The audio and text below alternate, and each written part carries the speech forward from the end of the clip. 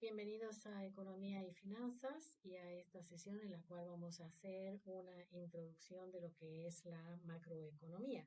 Y en primer lugar, contar los objetivos y el contenido del módulo que pretende en este caso presentar la macroeconomía. No solo decir hace la macroeconomía, qué es lo que estudia, sino sobre todo conocer cuál es la verdadera razón de la existencia de esta ciencia. En principio a todos nos parece o nos suena importante de aquellas noticias sobre economía que escuchamos cada día.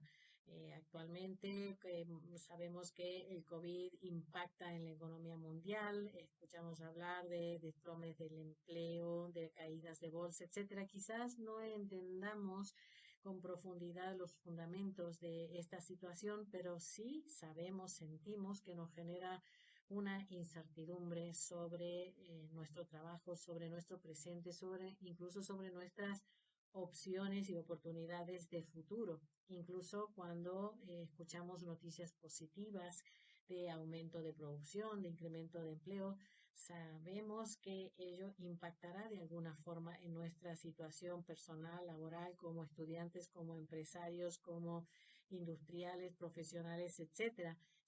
Todas estas informaciones, estas noticias económicas nos generan unas ciertas expectativas. Y lo que hace realmente la macroeconomía es atender estas cuestiones generales e intentar darnos información y responder ciertas preguntas relevantes como por qué algunos países tienen tasas de inflación más elevadas mientras que otros países mantienen sus precios estables.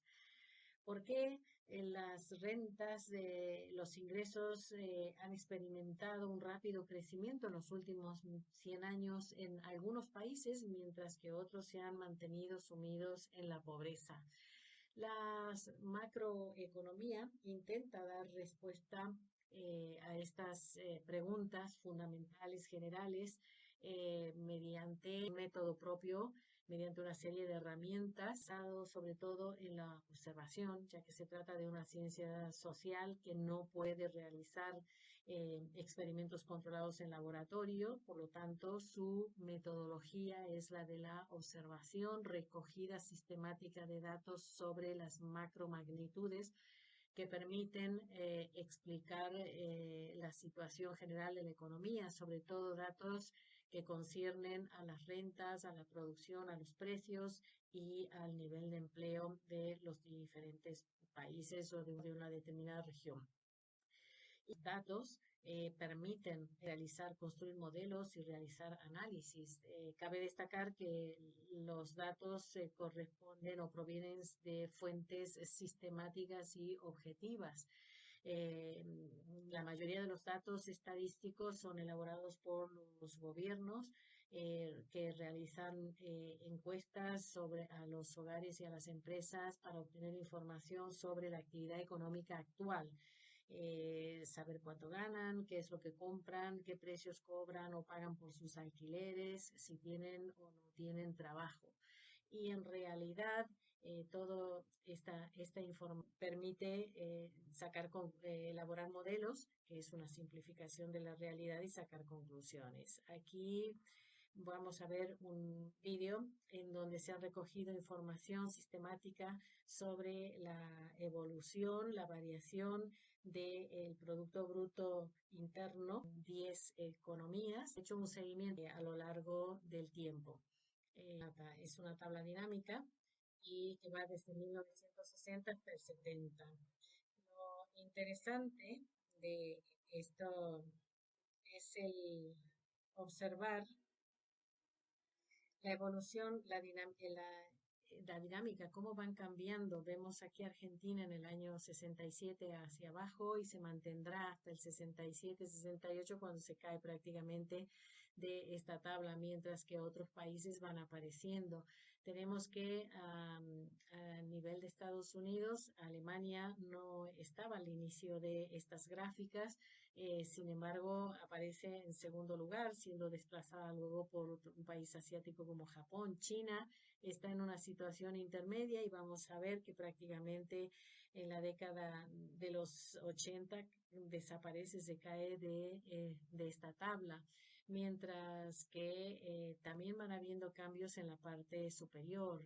Brasil y España en la parte inferior durante todo este tiempo intentan disputarse un puesto. Argentina no ha vuelto a aparecer, algún otro latinoamericano sí, como México.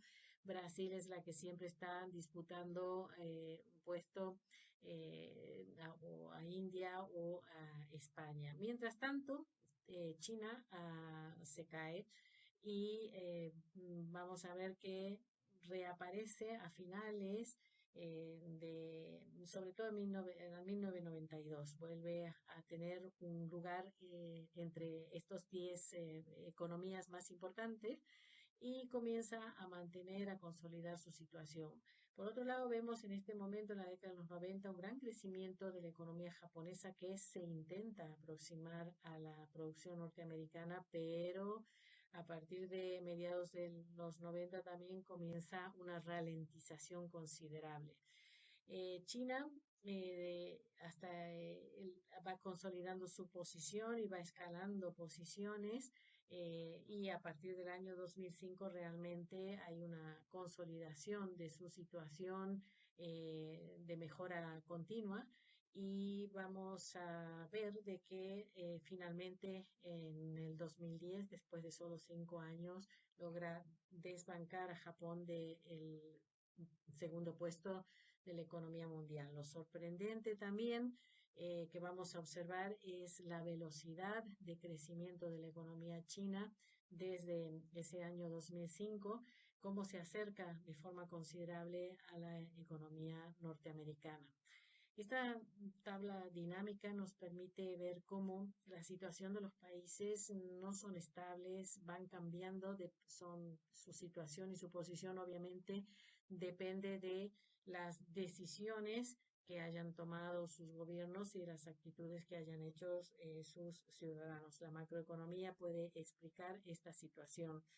Interesante que puedan consultar el, el link que menciono a continuación y que se trata también, que nos va a presentar una tabla dinámica como la que acabamos de ver.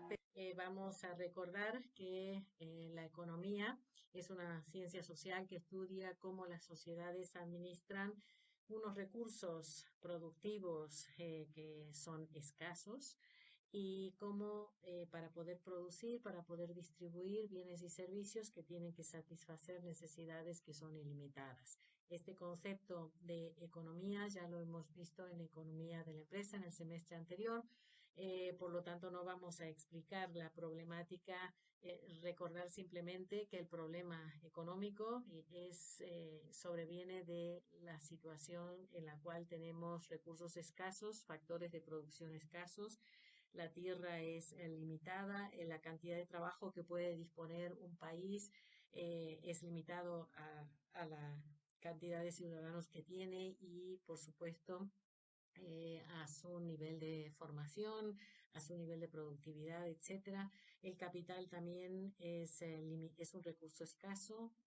Cuando hablamos de capital nos referimos no solamente al aspecto financiero, sino también al capital real, al capital que está invertido en maquinarias, herramientas, y nos referimos también, por supuesto, al capital intelectual, que es el que nos permite innovar y mejorar en tecnología.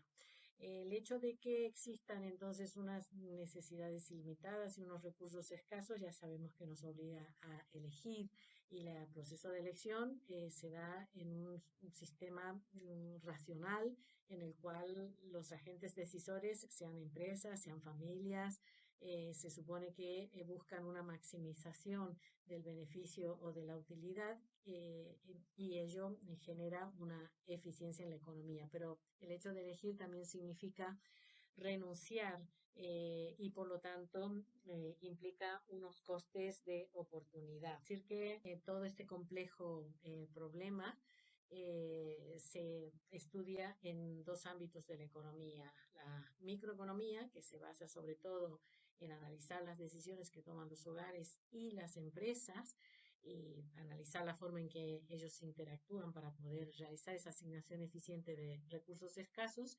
Y la macroeconomía, que estudia el comportamiento de la economía, pero en su totalidad y siempre generalmente referida a un ámbito geográfico, bien sea local, bien sea regional, nacional o bien cuando hablamos de la economía mundial. Pero en ese caso, la economía, al abarcar con agregados económicos con macromagnitudes, que son las que permiten cuantificar todas las variables de la producción, que calcula o se expresa en el Producto Bruto Interno, que acabamos de ver, por ejemplo, una variación, una comparativa entre diferentes países, otras que se refieren a variables que se refieren al empleo, otras al comportamiento de los precios o el nivel de inflación, y también a lo que sucede en las actividades en el intercambio con el exterior. Economía, como toda ciencia, pues tiene su propia terminología, tiene sus propias herramientas y unos conceptos que le son propios. En macroeconomía hablamos de agentes económicos que identificamos en forma genérica con esta designación a las familias, empresas, al sector público y al sector externo. Eh, Otros elementos que tenemos en economía son los factores productivos. Ellos depende la capacidad para innovar, la capacidad para crear tecnología y por supuesto son los que la forma en que los agentes productores combinan estos factores productivos, pues permiten ampliar o determinar cuál es la frontera de posibilidades de producción que tiene un determinado país. Este concepto ya lo hemos visto en el semestre anterior en Economía de la Empresa, por lo tanto solo lo menciono. Quien tenga dudas sobre deberían recurrir a aquellos apuntes para poder actualizarlos. Otros elementos, mercados, y distinguimos entre mercados de factores, de los factores de producción, trabajo, tierra y capital, entre el mercado de bienes y servicios, que son el resultado justamente de la combinación de los factores productivos que realizan las empresas, y los activos financieros, que son otro tipo de mercado. Hace un momento hemos visto la remuneración de los factores productivos como ser el interés, la renta, etcétera. Muchos de ellos corresponden a categoría de activos financieros. Otro elemento, modelos económicos. Decir de que el modelo más famoso conocido es el de la oferta y demanda. Macroeconomía tiene una serie de modelos para explicar equilibrios en diferentes mercados que hemos visto, diferentes modelos para explicar también equilibrio general. No existe un modelo único que sea capaz de explicar toda la compleja realidad. Similitud con navajas suizas, que tienen una serie de herramientas muy gran diversidad de utilidad, que se pueden utilizar de forma separadas, de forma combinada y en diferentes circunstancias. Pues lo mismo sucede con los modelos macroeconómicos. El modelo más conocido, como decíamos, es el de la oferta y demanda, en donde tenemos que la cantidad demandada de un bien depende del precio del producto y como puede ser el nivel de renta, y que la cantidad ofrecida de producto depende del precio del producto y también de otra variable como puede ser el precio de los insumos, la tecnología, y que obviamente el equilibrio del modelo se logra cuando la curva de la oferta y la curva de la demanda se cruzan en un determinado punto, entonces se alcanza el equilibrio. Entre las variables que se utilizan en la macroeconomía se distinguen lo que son las variables endógenas de las variables exógenas del modelo. Las variables endógenas son las que el modelo trata de explicar. Las variables exógenas son las que se consideran dadas. En el caso de la demanda, por ejemplo, nosotros decimos que depende del precio y de un nivel de renta, pero el nivel de renta viene dado, o sea, el nivel de renta es una variable exógena.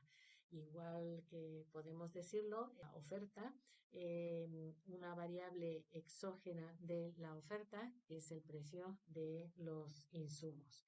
Importante tener en cuenta estas categorías para luego poder entender la terminología, distinguir lo que son variables stock de lo que son variables flujo.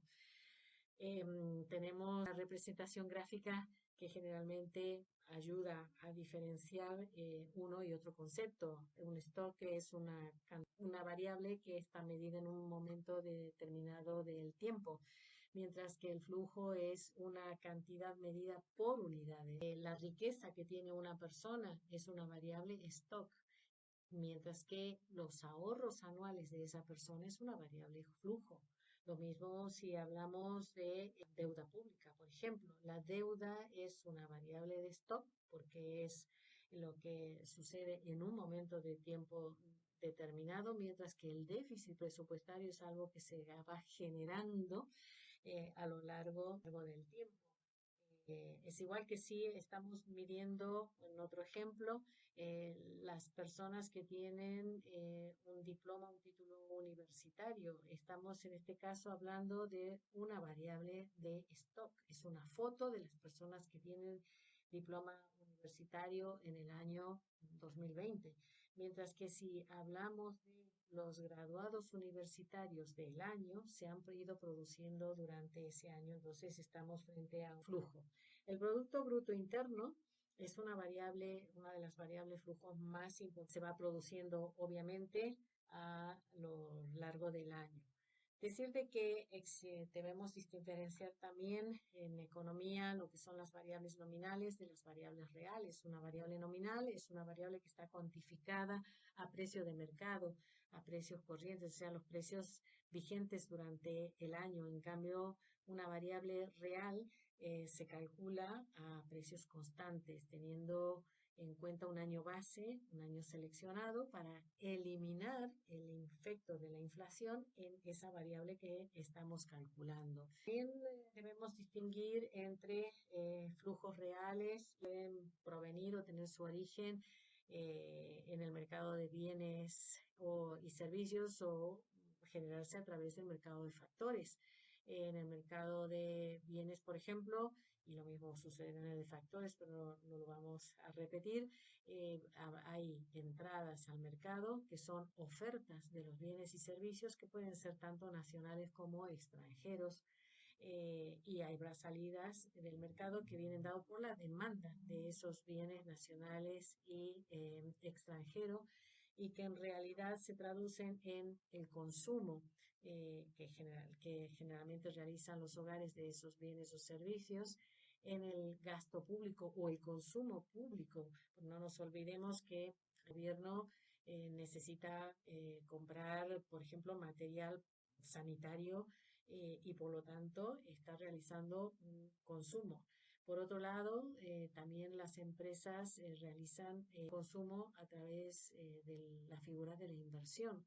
Eh, Al invertir en capital productivo, por ejemplo, están realizando una inversión y por lo tanto ello significa una demanda de bienes y servicios. Y luego, obviamente, que vamos a las exportaciones. Los individuos de un determinado país consumimos bienes y servicios que obviamente lo exportamos. Luego, también debemos diferenciar lo que son los flujos financieros, rentas o ingresos, gastos y como cada uno de los agentes económicos que hemos definido, las familias, las empresas, el gobierno, el sector público, pues cada uno de estos agentes tienen flujos monetarios de entradas que son ingresos y de salidas que normalmente son gastos o pagos. Y la diferencia entre uno y otro, pues es lo que constituyen el ahorro de los agentes. También es importante tener en cuenta el ámbito, la temporalidad en las variables y en las mediciones que se realizan de las macromagnitudes en economía. Es importante diferenciar el corto, el medio y el largo plazo. Hablamos del corto plazo. El corto plazo nos permite explicar aspectos que son de carácter coyuntural, mientras que en el largo plazo estaremos explicando variables o comportamientos que son de carácter estructural. y obviamente que toma de decisiones para la corrección, para el impulso de las variables en el corto o en el largo plazo son diferentes. También es importante tener en cuenta que la temporalidad determina o implica flexibilidad o rigidez de precios. En el corto plazo, muchos precios son rígidos, no se pueden variar fácilmente. Por ejemplo, el nivel de los sueldos negocian en unas paritarias y tienen vigencia para el año. Durante ese año son rígidos, no son fácilmente cambiables, movibles. Y por lo tanto, si los precios son rígidos, podemos decir de que aquel equilibrio teórico en el mercado de igualar oferta y demanda, rígidos no cumplen esa función de promover o facilitar el equilibrio de la oferta y la demanda. En cambio, en el medio y largo plazo, los precios generalmente son flexibles. Entonces, si son flexibles, permiten el equilibrio en determinados mercados, ya sea en el de bienes, servicios o en el de factores, como hemos visto, y la ventaja que tiene o el resultado es que esos mercados se vacían porque coincide la oferta y la demanda. No hay exceso de oferta, no hay exceso de demanda, sino que hay un equilibrio. Entonces, la economía se comporta de muy diferente forma en el medio y en el largo plazo que respecto en el corto plazo. En economía podemos hablar de equilibrio general o de equilibrio parcial. Son también totalmente diferentes. El equilibrio parcial se obtiene un equilibrio específico para un mercado concreto y en un plazo temporal determinado. En cambio, el equilibrio general se refiere a un equilibrio de todos los mercados que están implicados en una economía, también en un plazo temporal determinado. Por ejemplo, si hablamos del nivel de rentas o del tipo de interés o del salario, la remuneración nominal y precios que se hacen en los mercados de bienes y servicios o en los financieros y de trabajo para que estén en equilibrio